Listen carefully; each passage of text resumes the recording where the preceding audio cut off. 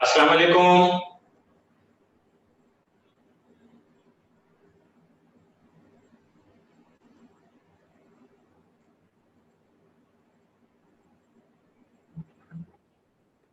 Second year अल्लामा, अब आप जाग सकते हैं, सुबह हो गई है।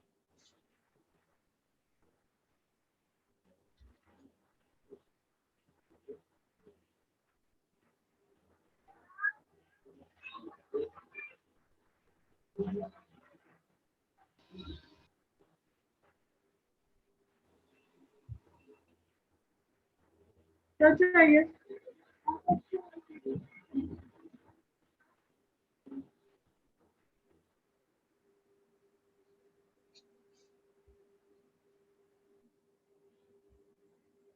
जी, मेरी आवाज सही आ रही है आप लोगों को? ओके, क्योंकि आज नई लोकेशन से क्लास ले रहे हैं तो मैंने कहा कि चेक कर लें कहीं माइक में या किसी चीज में प्रॉब्लम ना हो। तो वी आर ऑल गुड। तो हमें आज पढ़ना है नया टॉपिक म्यूचुअल इंडक्शन। और म्यूचुअल इंडक्शन पढ़ने से पहले हम बात करेंगे कुछ बेसिक कॉन्सेप्ट्स पर। ये टर्म यूज होती है flux linkage. Now what is flux linkage? Flux linkage is defined as the product of number of turns of a coil and flux passing through the coil. तो flux linkage किसका होगा? Flux linkage is of a coil. Flux linkage of a coil is defined as what? The product of two quantities. One, number of turns of the coil, and two, the magnetic flux passing through the coil. The product of number of turns of a coil and the magnetic flux passing through a coil is called flux linkage of the coil. Simple? Okay. एक shape है जिसका नाम है solenoid. Now, what is a solenoid? कभी नाम सुना है आपने सोलिनॉइड का? Have you ever heard of it? अच्छा, have you seen helical spring? Spring देखा आपने? Helical spring.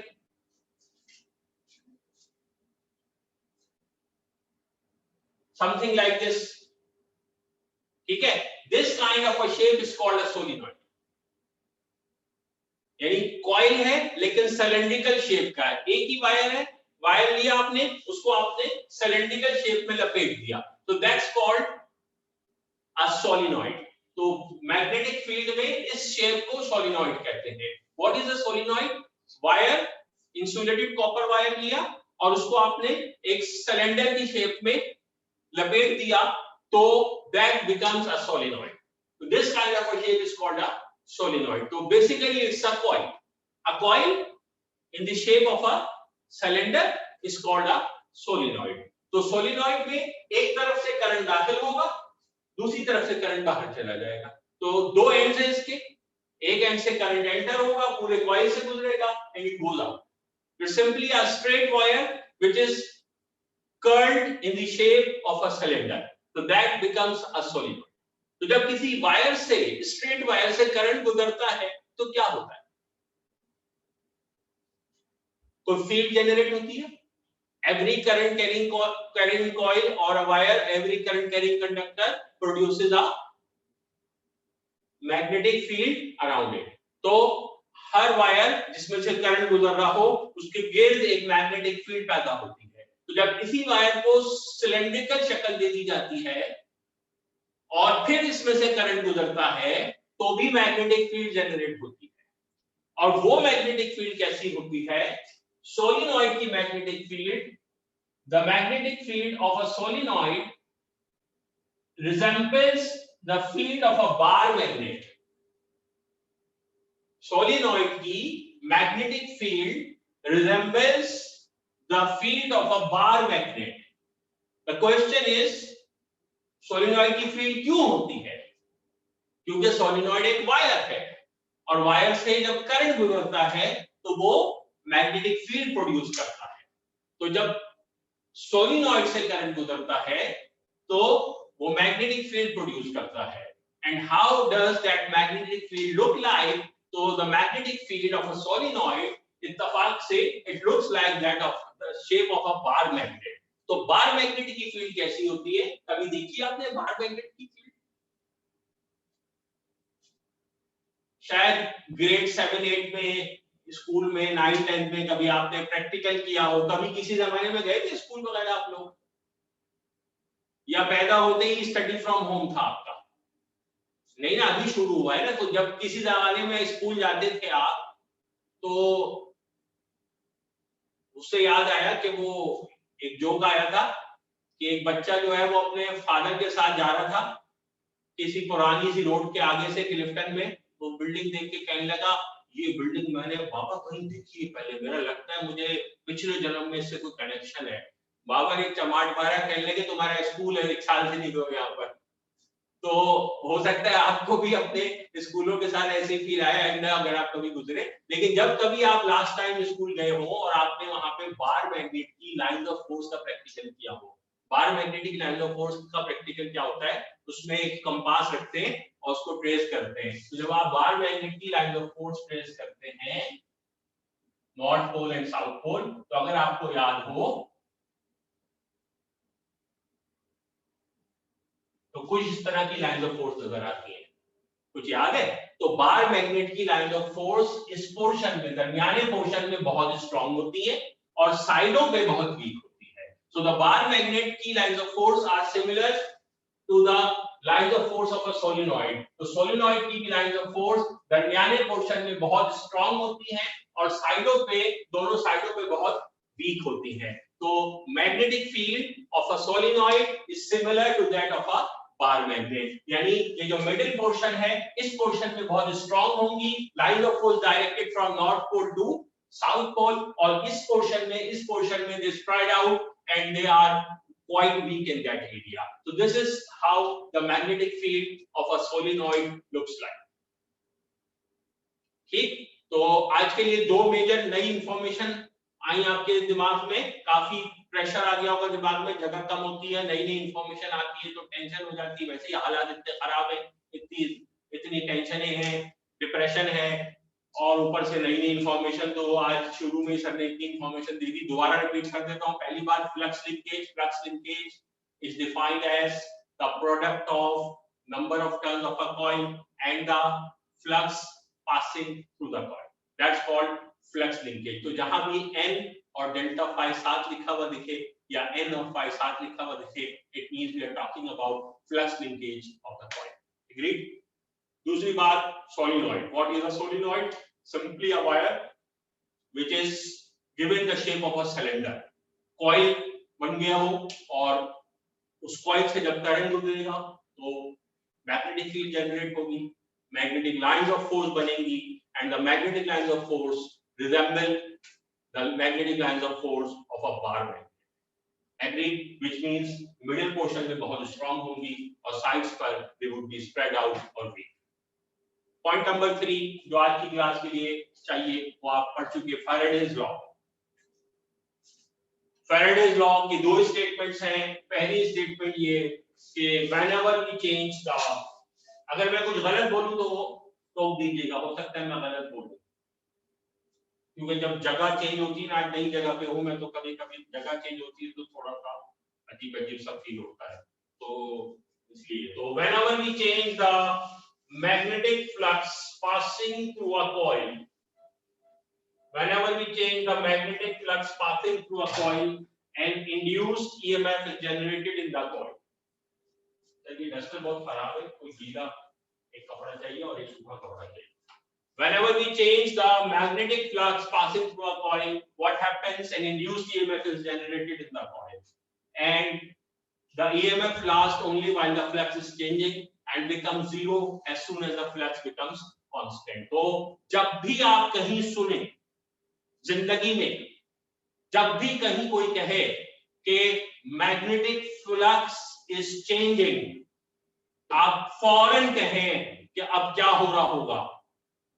Induced EMF generate हो रहा होगा, इंड्यूस्ड करंट जनरेट हो रहा होगा। तो जब भी आप सुने लाइफ में कि मैग्नेटिक फ्लक्स इज चेंजिंग, तो always remember that it means that induced EMF is generated, induced current is being generated. जब भी ये लफ्ज आए मैग्नेटिक फ्लक्स इज चेंजिंग, तो इस लफ्ज को दिमाग में बिठा ले लाइफ के लिए। whenever magnetic flux is changing, induced EMF is generated, induced current is generated. Agreed? दूसरी बात जो फैराडे साहब ने फैराडे लॉ का सेकंड पार्ट है स्टेटमेंट का बताई, वो ये कि induced EMF in a coil is directly proportional to क्या? Induced EMF is a coil is directly proportional to the rate of change of flux in the coil. जितनी तेजी से फ्लक्स चेंज होगा उतना ज्यादा EMF जनरेट होगा, जितनी तेजी से फ्लक्स चेंज होगा उतना ज्यादा EMF जनरेट होगा। तो magnitude of induced EMF is directly proportional to rate of change of flux in the coil. ये दूसरी बात है। और EMF is equal to n delta phi upon delta t, where n is the number of turns of the coil. तो EMF जिस coil में generate हुआ, induced EMF जिस कॉइल में जनरेट हुआ, n उसी कॉइल के नंबर ऑफ टर्न्स है। ठीक, जिस कॉइल में EMF जनरेट हुआ, n is the number of turns of that coil. और delta phi is the change of flux of that coil, उसी कॉइल का चेंज ऑफ फ्लक्स, उसी कॉइल के नंबर ऑफ टर्न्स। जिस कॉइल का EMF generate हुआ उसी कॉइल के नंबर ऑफ टर्न्स, उसी कॉइल का rate of change of flux. और यहाँ पे इक्वेशन में माइनस आ जाता है, जिसको एक्सप्लेन किया किसने? जिसको एक्सप्लेन किया लेंज़ेस लॉ। ठीक, तो ये हमारा बेसिक कॉन्सेप्ट रिव्यू हुआ। अब हम आते हैं आज के टॉपिक की तरफ, which is mutual induction। तो फर्ज कीजिए आपके पास एक कॉइल है सोलेनॉइड की शेप का,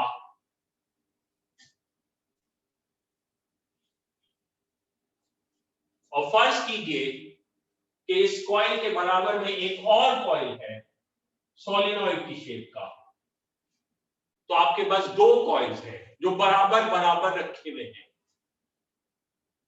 ठीक है, तो आपके पास दो कॉइल्स हैं जो बराबर बराबर, दो मोहल्लेदार हैं, दो नेबर्स हैं, जैसे क्लास में दो फ्रेंड्स साथ बैठते हैं। तो दो कॉइल्स हैं। अब एक कॉइल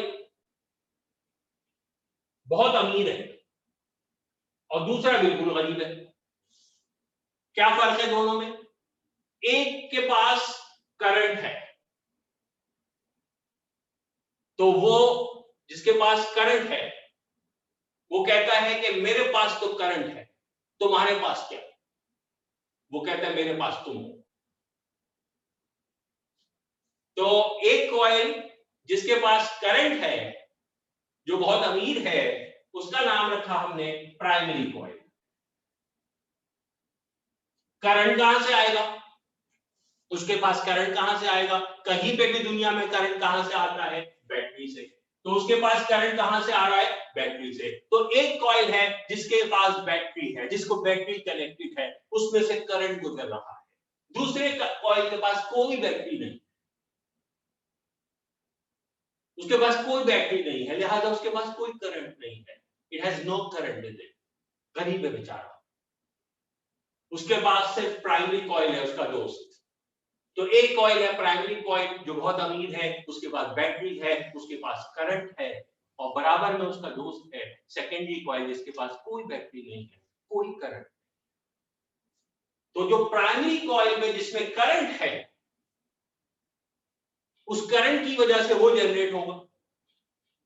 जब भी किसी कॉइल से करंट गुजरता है, क्या जनरेट होता है? Magnetic field. तो मैग्नेटिक फील्ड जनरेट होगी, और क्योंकि ये सोलेनॉइड की शक्ल है, लिहाजा इसकी जो मैग्नेटिक फील्ड होगी it will resemble that of a bar magnet. तो इस कॉइल में से गुजरने वाले करंट की वजह से एक मैग्नेटिक फील्ड जनरेट होगी, and that magnetic field will look like a magnetic field of a bar magnet. तो ये जो प्राइमरी कॉइल है, जो अमीर कॉइल है, जिसके पास करंट है, कहां से आया करंट? बैटरी से करंट आया। वो करंट की वजह से उसके पास एक मैग्नेटिक फील्ड, जो अमीर दोस्त होते हैं ना, परफ्यूम लगा के आते हैं दूर तक खुशबू आती है, तो उसके पास एक मैग्नेटिक फील्ड भी है। जो बराबर में सेकेंडरी कॉइल है, जो गरीब है, गरीब कॉइल का नाम रखा सेकेंडरी कॉइल। तो गरीब कॉइल जो है, जो गरीब दोस्त है, जो बराबर में ना उसके पास बैटरी है, ना उसके पास करंट है, ना उसके पास बैटरी है, ना उसके पास करंट है। लेकिन जो इस कॉइल में करंट की वजह से मैग्नेटिक फील्ड जनरेट हो रही है, वो पूरे इलाके में है, उस फील्ड में ये बैठा हुआ है। तो प्राइमरी कॉइल से जो गुजरा करंट, उसकी वजह से जनरेट हुई magnetic field, that magnetic field is passing through the primary coil as well as through the secondary coil. आया था सीरीज में? तो प्राइमरी कॉइल में करंट है, उसकी वजह से मैग्नेटिक फील्ड जनरेट हो रही है, जो सेकेंडरी कॉइल से भी गुजर रही है। तो अमीर दोस्त बहुत महंगा वाला परफ्यूम लगा के आया है, लेकिन गरीब दोस्त को भी उसकी खुशबू आ रही है।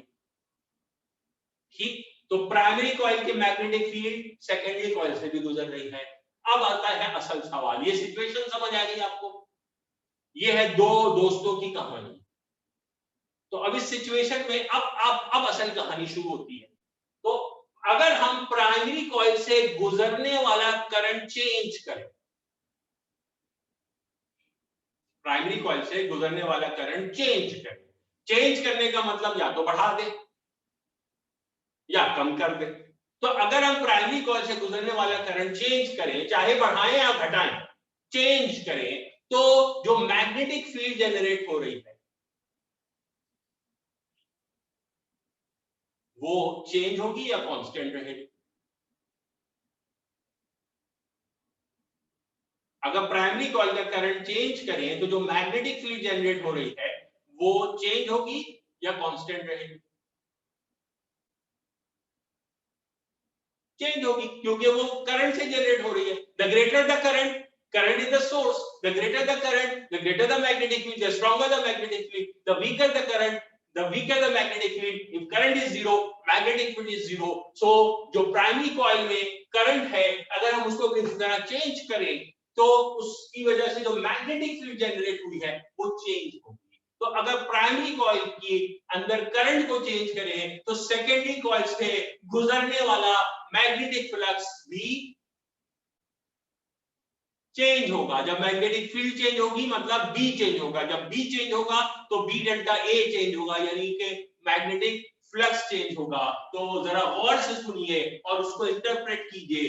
प्राइमरी कॉइल में करंट है, उसकी वजह से प्राइमरी कॉइल में मैग्नेटिक फील्ड है जो सेकेंडरी कॉइल से गुजर रही है। जब प्राइमरी कॉइल से गुजरने वाला करंट चेंज करेंगे तो सेकेंडरी कॉइल से गुजरने वाली मैग्नेटिक फील्ड चेंज होगी, यानी magnetic flux passing through the secondary coil will change। और जब भी कभी आप सुने कि कहीं भी जिंदगी में सुने कि मैग्नेटिक फ्लक्स चेंज हुआ है, इसका फौरन एक मतलब निकलता है कि क्या हुआ, इंड्यूस ईएमएफ जनरेट हुआ। तो जब प्राइमरी कॉइल का करंट चेंज करेंगे तो सेकेंडरी कॉइल का फ्लक्स चेंज होने की वजह से सेकेंडरी कॉइल में खुद ब खुद बैठे बिठाए इंड्यूस ईएमएफ और इंड्यूस करंट जनरेट हो जाएगा। आया पहले सीरीज में? तो प्राइमरी कॉइल का करंट चेंज किया है, सेकेंडरी कॉइल में करंट जनरेट हो जाएगा। सेकेंडरी कॉइल को कोई बैटरी नहीं लगी हुई, वो अकेला बैठा हुआ है, बस वो प्राइमरी कॉइल के बाद आगे बैठ गया। कहते हैं ना कि सोहबत का भी असर होता है, सोहबत का भी असर होता है। तो अगर आप नेक लोगों के पास बैठेंगे नेक हो जाएंगे, अत्तार की दुकान में जाएंगे खुशबू लेके आएंगे, ठीक है? तो प्राइमरी कॉइल में करंट है, सेकेंडरी कॉइल के बाद कोई बैटरी नहीं है, गरीब है बेचारा।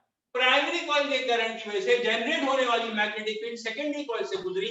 जब प्राइमरी कॉइल का करंट चेंज किया तो सेकेंडरी कॉइल का फ्लक्स चेंज हुआ, जिसकी वजह से सेकेंडरी कॉइल में खुद ब खुद करंट जनरेट होने लगेगा, according to Faraday's law। According to Faraday's law, whenever flux passing through a coil changes, induced EMF is generated in the coil, induced current is generated in the coil। तो सोचिए कितने मजे की बात हो रही है।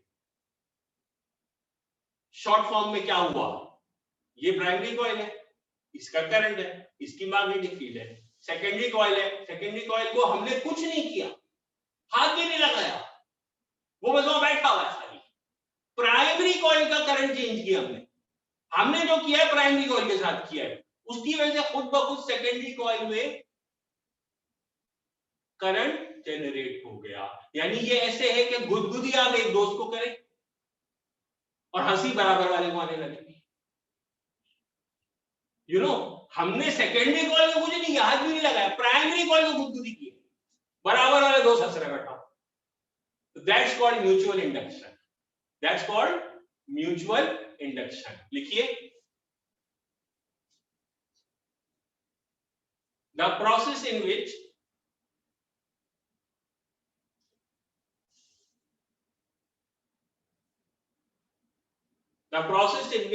change of current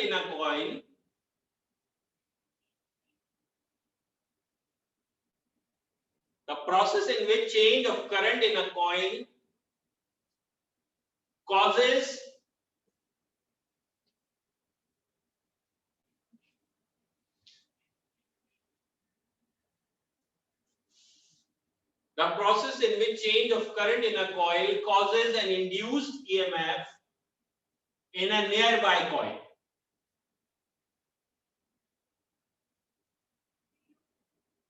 Causes an induced EMF in a nearby coil is called mutual induction.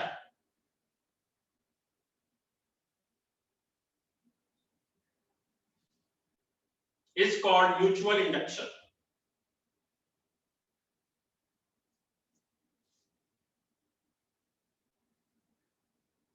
Now you can see the coil in which current is changed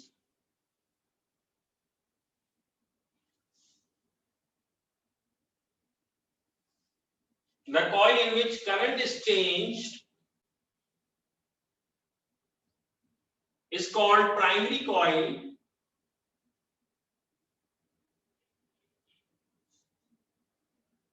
The coil in which current is changed is called primary coil, and the coil in which induced current is generated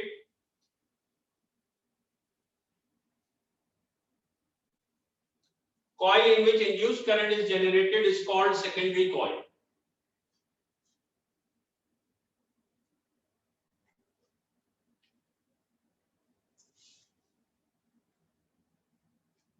Coil in which induced current is generated is called secondary coil. Explanation.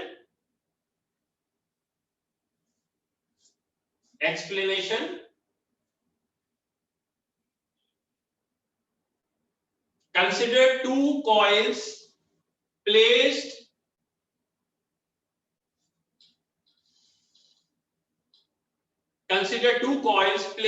near each other.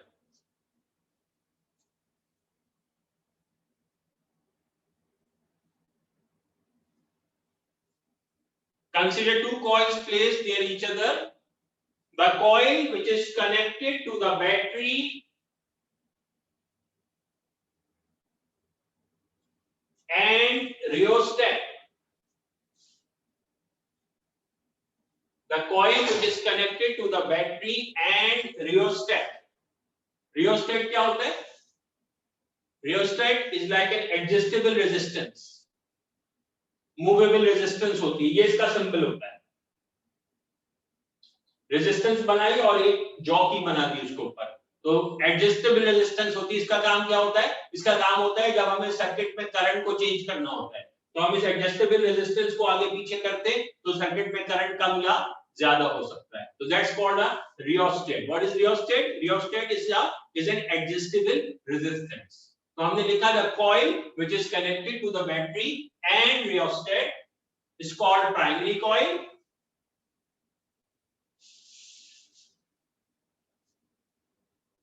is called primary coil, और secondary coil को किससे जोड़े? Battery से जोड़े, battery से जोड़े या rheostat से जोड़े या किसी से ना जोड़े। तो हमें कैसे पता चलेगा वहां करंट जनरेट हुआ या नहीं हुआ? हाँ, तो किसी से ना जोड़े या गैल्वानोमीटर से जोड़े। यस, गैल्वेनोमीटर से जोड़े।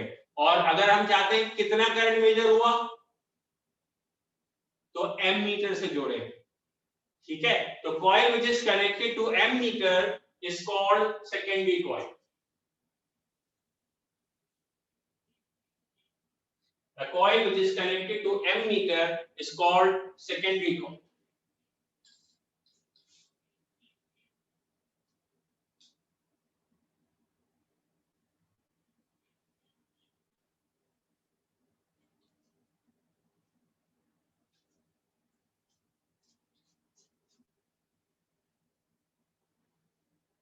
The magnetic flux due to current in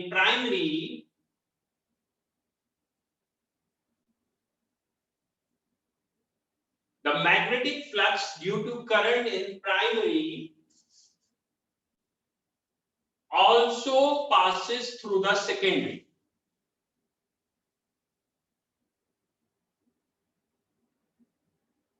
तो मैं रिपीट कर रहा हूं शुरू से। The coil which is connected, consider two coils placed near each other. The coil which is connected to battery and rheostat is called primary coil. The coil which is connected to ammeter is called secondary coil. The magnetic flux due to current in primary also passes through the secondary. तो primary coil को प्यार से खाली primary भी कहते हैं और secondary coil को प्यार से खाली सेकेंडरी भी कहते हैं। तो magnetic flux passing through the primary also due to the current in primary also passes through the secondary. When we change the current in primary by means of rheostat,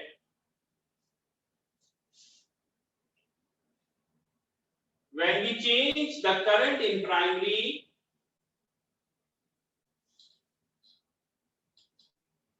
by means of rheostat, the flux passing through the secondary also changes. The flux passing through the secondary also changes.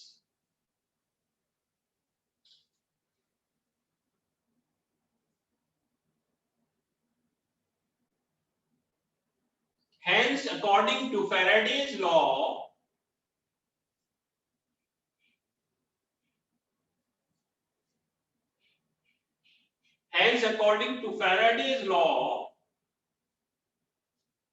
an induced EMF is generated in the secondary coil.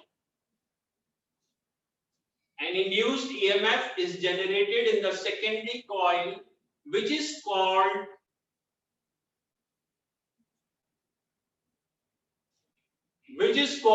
mutually induced EMF.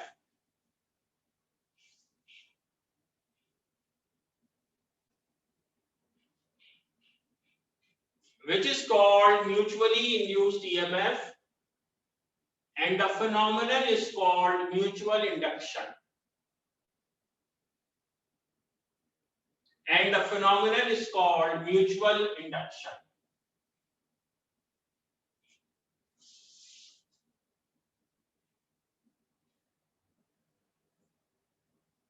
समझ आ गया? Quickly दोबारा पढ़ लें इसको।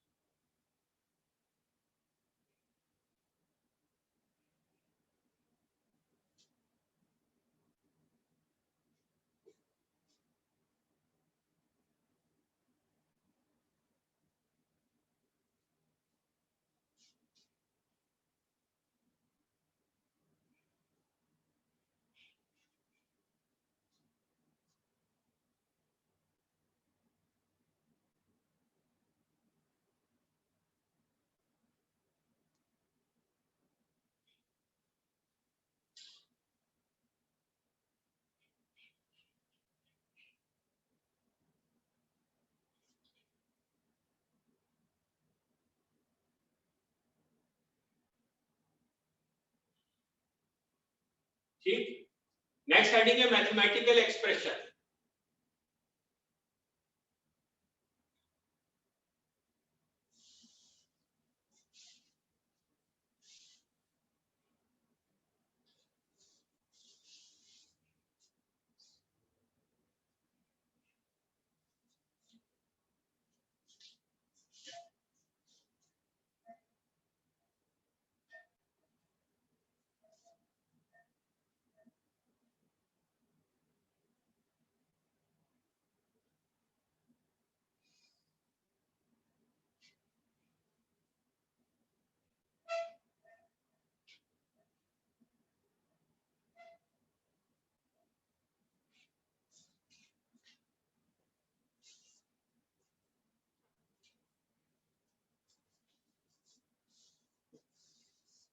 जी जनाब,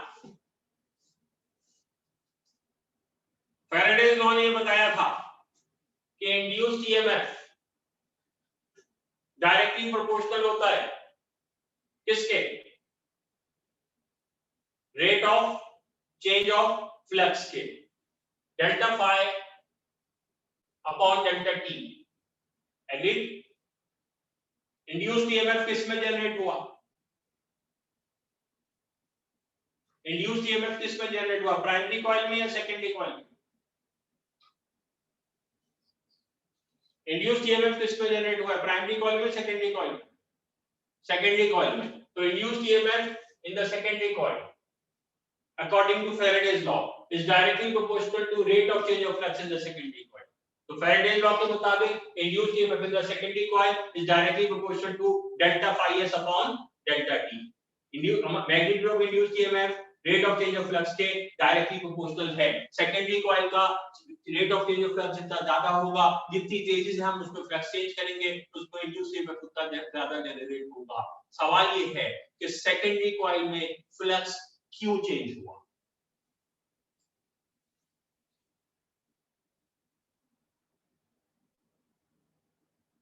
हमने क्या किया? What was the primary reason? What was the main reason? Secondary coil में फ्लक्स क्यों चेंज हुआ?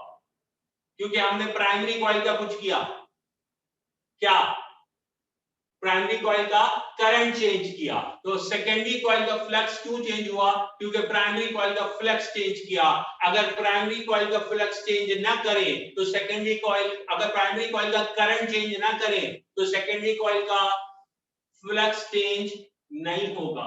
अगर प्राइमरी कॉइल में फ्लक्स तेजी से चेंज करे, करंट तेजी से चेंज करे, प्राइमरी कॉइल का करंट तेजी से चेंज करे तो सेकेंडरी कॉइल का फ्लक्स तेजी से चेंज होगा। अगर प्राइमरी कॉइल का करंट स्लोली चेंज करे तो सेकेंडरी कॉइल का फ्लक्स स्लोली चेंज होगा। So the rate of change of flux of secondary coil is actually dependent upon the rate of change of current in the primary coil. Agreed? The rate of change of flux in the secondary coil is directly proportional to the rate of change of current in the primary coil. तो एक चीज है delta I T upon delta T, क्या? Rate of change of current in the primary coil. एक चीज है delta phi S upon delta T, क्या? Rate of change of flux in the secondary coil. तो rate of change of flux in the secondary coil का इससे क्या रिश्ता है, क्या रिलेशन है? Rate of change of flux in the secondary coil is directly proportional to rate of change of current in the primary coil. सही? And according to Faraday's law, induced EMF in the secondary coil is directly proportional to rate of change of flux in the secondary coil. But rate of change of flux in the secondary coil is directly proportional to rate of change of current in the primary coil. कहानी समझ आ रही है? A is directly proportional to B and B is directly proportional to C. It means A is directly proportional to C. तो हम लिख सकते हैं कि induced EMF in the secondary coil is directly proportional to rate of change of current in the primary coil. Do you agree? Induced EMF in the secondary coil is directly proportional to rate of change of current in the primary coil. कहां से आया? Because induced EMF is directly proportional to rate of change of flux in the coil, and rate of change of flux in the secondary is directly proportional to rate of change of current in the primary. ठीक, therefore induced EMF in the secondary is directly proportional to rate of change of current in the primary. That's what you're going to write now. The magnitude of induced EMF in secondary, the magnitude of induced EMF in secondary is directly proportional to rate of change of current in primary.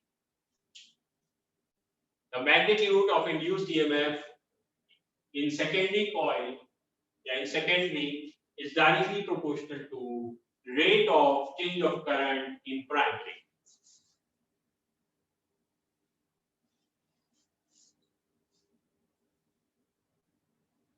Is directly proportional to rate of change of current in the primary. उसके बाद equation लिख लें, EMF secondary is directly proportional to delta IP upon delta T. EMF in the secondary is directly proportional to delta IP upon delta T. And EMF in the secondary is equal to EMF in the secondary is equal to, अब यहाँ constant आ जाएगा और constant को जाहिर करते हैं capital M से. EMF is equal to M delta IP upon delta T. EMF in the secondary is equal to M delta IP upon delta T, where M is a constant,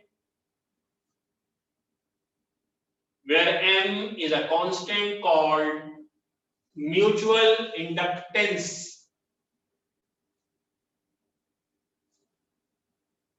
M is a constant called mutual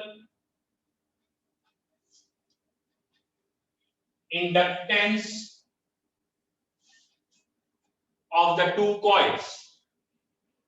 induction से निकला inductance, जैसे resistance, जैसे conductance, जैसे capacitance, ऐसे inductance.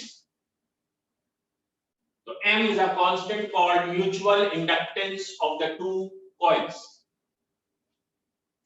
ठीक, और ये हमारी इक्वेशन नंबर 1 कहलाएगी. This is our equation number 1.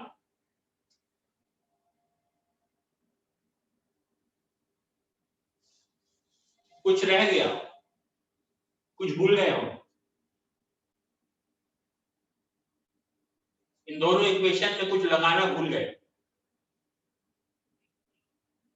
Yes, negative sign. Again Lenz's law की याद दिलाएगा वो साइन. लेंज़ेस लॉ की याद दिलाने के लिए लेंज़ेस लॉ के एहतराम में एक नेगेटिव साइन लगेगा. ये नेगेटिव साइन वैल्यू को नहीं बताता, ये सिर्फ और सिर्फ एक अलामत है जो लेंज़ेस लॉ की याद दिलाता है, जो ये बताता है कि इंड्यूस्ड करंट की डायरेक्शन हमेशा ऐसी होगी कि वो ओरिजिनल कॉज की मुखालफत करेगी. तो सिर्फ ये अलामत के तौर पे सिर्फ वो इंड्यूस्ड करंट की बेवफाई बताता है कि इंड्यूस्ड करंट इतना बेवफा है, इतना बदतमीज है कि वो जिस थाली में खाता है उसी में छेद करता है. जो उसका कॉज है, इंड्यूस्ड करंट की डायरेक्शन हमेशा उसके अपोजिट होगी. ये याद दिलाने के लिए माइनस का साइन लगता है. ये नेगेटिविटी याद दिलाने के लिए माइनस का साइन लगता है. इस माइनस की वैल्यू से कोई ताल्लुक नहीं है, नंबर से, मैग्नीट्यूड से कोई ताल्लुक नहीं है. It only represents as a convention. ठीक है, तो यहाँ माइनस लगेगा और लिखेंगे where negative sign indicates that direction of induced current is such that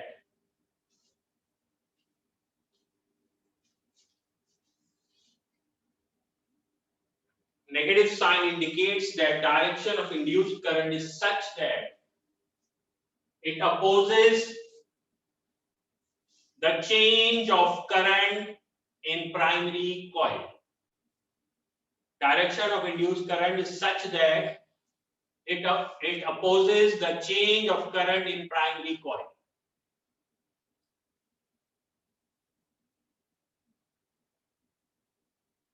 ठीक है, क्या फर्क आया? लेंज़ेस लॉ में हमने क्या लिखा था? Such that it opposes the cause which produces it. तो यहाँ कॉज कौन है? Who is producing the induced current? Change of current in the primary. तो देयरफॉर हम यहाँ पे कॉज मेंशन करेंगे। Negative sign indicates that the direction of induced current is such that it opposes the change of current in the primary coil. आगे लिखिए according to Faraday's law. अब हम Faraday law के मुताबिक इक्वेशन लिखेंगे। तो according to Faraday's law,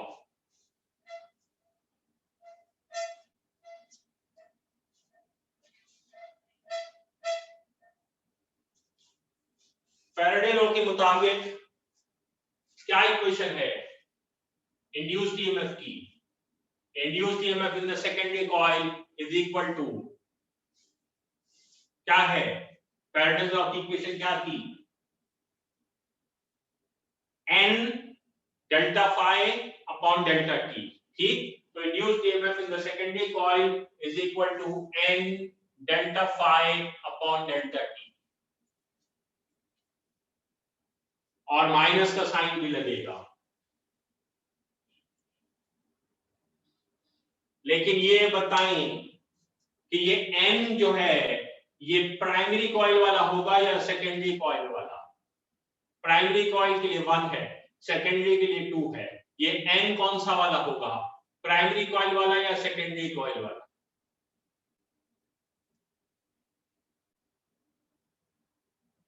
जी, कुछ लोग कह रहे हैं सेकेंडरी कॉइल, कुछ लोग कह रहे हैं प्राइमरी कॉइल। इसीलिए मैंने फैराडेज लॉ की सेकंड स्टेटमेंट दोबारा आज रिवाइज कराई थी, उसके साथ एक जुमला बोला था कि EMF is equal to n delta phi upon delta T. उस वक्त कुछ लोगों ने सुन के सोचा होगा ये जुमला क्यों बोलना है, ये तो अंडरस्टूड बात है। लेकिन अब देखें अंडरस्टूड ना रही। मैंने जुमला बोला था कि जिस कॉइल में इंड्यूस्ड EMF होगा उसी के नंबर ऑफ टर्न्स होंगे, उसी का चेंज ऑफ फ्लक्स होगा। तो अब दोबारा पूछते हैं कि इस इक्वेशन में जहां इंड्यूस्ड ईएमएफ इन सेकेंडरी की बात हो रही है, n किसका होगा? प्राइमरी कॉइल या सेकेंडरी कॉइल? n किसका होगा? जिसमें इंड्यूस्ड ईएमएफ जनरेट हुआ। किसमें जनरेट हुआ? सेकेंडरी में। तो नंबर ऑफ टर्न्स भी किसके होंगे? सेकेंडरी के। और चेंज ऑफ फ्लक्स किसका होगा? सेकेंडरी का। तो according to Faraday's law, EMF in the secondary is equal to minus ns into delta phi s upon delta t. Induced EMF in the secondary is equal to minus ns delta phi s upon delta t, and this is our equation number 2. This is our equation number 2. और यहाँ बताना होगा ns कौन है। तो नई line से लिखेंगे ns is number of turns of secondary. ns is number of turns of secondary.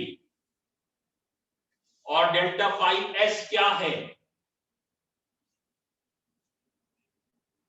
Change of flux in the secondary, where ns is number of turns of secondary and delta phi s is change of flux in the secondary.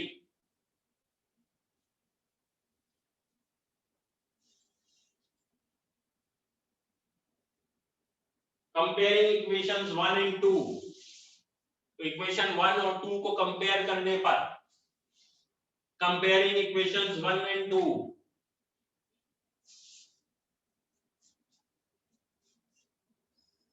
तो equation 1 ने कहा minus ns delta phi S upon delta t. EMF की equation है according to equation 2 ns delta phi S upon delta T, और equation 1 के मुताबिक EMF बराबर है minus m delta I p upon delta t. ऐसे ही कुछ है? यस और नो? क्या कैंसिल?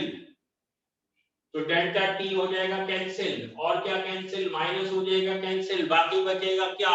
जो बाकी बचा वो हमारी इक्वेशन नंबर 3 है, ns delta phi s is equal to m delta I p. This is our equation number 3। ns delta phi s is equal to m delta I p. ठीक है, क्या है? क्या मतलब हुआ? ns क्या है? Number of turns of secondary coil, delta phi s क्या है, flux in the secondary coil. सही बोलूं बोले यस, गलत बोलूं बोले नो। ठीक है, तो एन एस क्या है, number of turns of secondary coil. Delta phi s क्या है, flux passing through the secondary coil. Very good. It's no. It's wrong. What is delta phi s? Change of flux in the secondary. Delta phi s is the change of flux in the secondary. What is M? Mutual inductance of the two coils. M is mutual inductance of the two coils. Agreed? Yes or no? Zara Shah kehdi no. M क्या है? M is a constant. क्या नाम दिया था इसका हमने? Mutual inductance of the two coils. ठीक है, तो हर दफा थोड़ी गलत बोलता हूं, कभी कभी सही बोल सकता हूं भाई जी। What is delta IP? Change of current in the primary coil. Agreed? Yes, okay. तो delta IP is the change of current in the primary coil. तो आज यहीं तक पढ़ते हैं, क्योंकि अगली class sir Aamir, sir Irshad और सर शमसी की है, तो मैं उस क्लास को नहीं ओवरलैप कर सकता, आपको पता है, बहुत डर लगता है मुझे तो मुझसे। तो इसी क्लास को इंशाल्लाह इसी टॉपिक को कंटिन्यू करेंगे। म्यूचुअल इंडक्शन अभी खत्म नहीं हुआ है, अभी दरमियान में है हम। तो यहां तक जो पढ़ा है आज ही याद करना जरूरी है, क्योंकि ये आज याद कर लेंगे तो इंशाल्लाह ना सिर्फ ये कि नेक्स्ट क्लास आपकी बहुत आसान हो जाएगी, बल्कि इसके बाद वाला टॉपिक भी आपको खुद ब खुद क्लास में याद हो जाएगा। तो अगली 2 क्लासें आसान हो जाएंगी। तो आज का टॉपिक आज ही याद करें, ये बहुत जरूरी है, और इंशाल्लाह सैटरडे को नेक्स्ट क्लास में इसी टॉपिक को कंप्लीट करें। ठीक है, थैंक यू, अल्लाह हाफ़िज़।